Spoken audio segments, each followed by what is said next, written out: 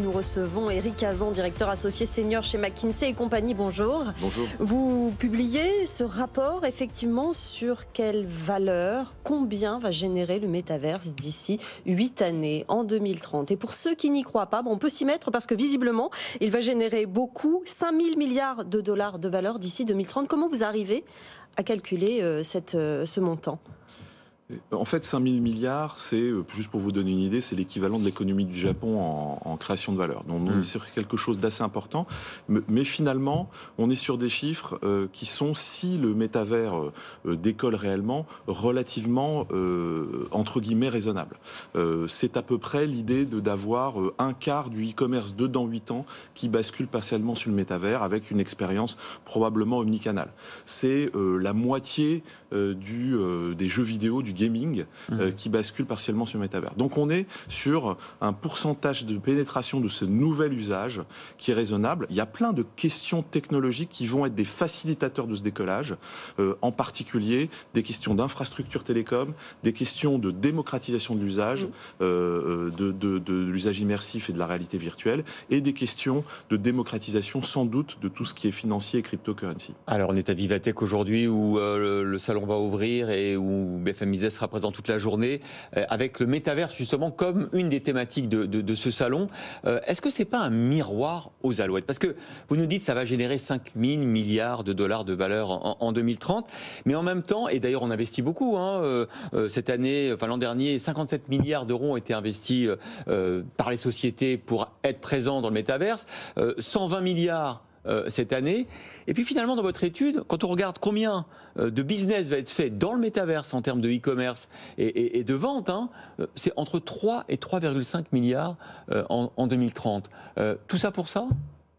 Je pense que le point clé, c'est d'abord que le niveau d'investissement d'aujourd'hui est tellement important. Pour vous donner une idée, 120 milliards en 2022, là, on est au premier semestre 2022, c'est à peu près 3 fois ce qui a été investi en 2016 sur l'intelligence artificielle. Vous rappelez que c'est pas une disruption de petite ampleur. Donc, on est sur quelque chose où, globalement, la plupart des grandes la tech, des grandes entreprises classiques et des venture capitalistes dépensent déjà beaucoup.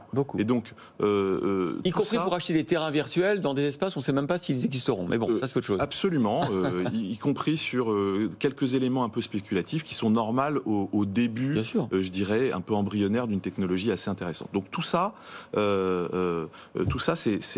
c'est simplement ce qui fait qu'il est pertinent de s'y intéresser. C'est-à-dire qu'autant d'investissements à aussi court terme, avec un business qui est déjà existant. Je vous rappelle quelques éléments, mais par exemple, aujourd'hui au pic, les NFT, ces espèces d'images virtuelles qu'on peut tracer, eh bien, les NFT, c'est près de 250 millions de dollars échangés tous les jours. Donc il y a 300 millions d'utilisateurs actifs sur la plateforme de jeu Fortnite. Il y en a 50 millions sur Roblox. Donc toutes ces choses-là, ça rend l'élément, on pourrait se dire on est au début de l'Internet, mais on est sur un début de l'Internet, d'un nouvel Internet, mais boosté à l'hélium, je dirais. C'est vraiment extrêmement costaud. Là, ce que vous pointez, c'est le marché des marchandises virtuelles à moyen terme. Mais en réalité, on a l'impression qu'il y aura une frontière extrêmement forte entre le monde métavers et le monde réel. Mais si vous regardez un petit peu ce que font les jeunes aujourd'hui, il n'y a pas de fracture entre leur usage online et leur usage offline. Donc en fait, ce que vous regardez comme un petit chiffre sur les marchandises virtuelles sera un chiffre totalement intégré. Ça, c'est les marchandises virtuelles. Avec les marchandises réelles et qui représenteront la part la plus importante de demain. Et c'est ça le pari dans 2-3 ans, c'est ça le point de basculement. Il faut que cette plateforme incroyable d'aujourd'hui bascule dans une plateforme de commerce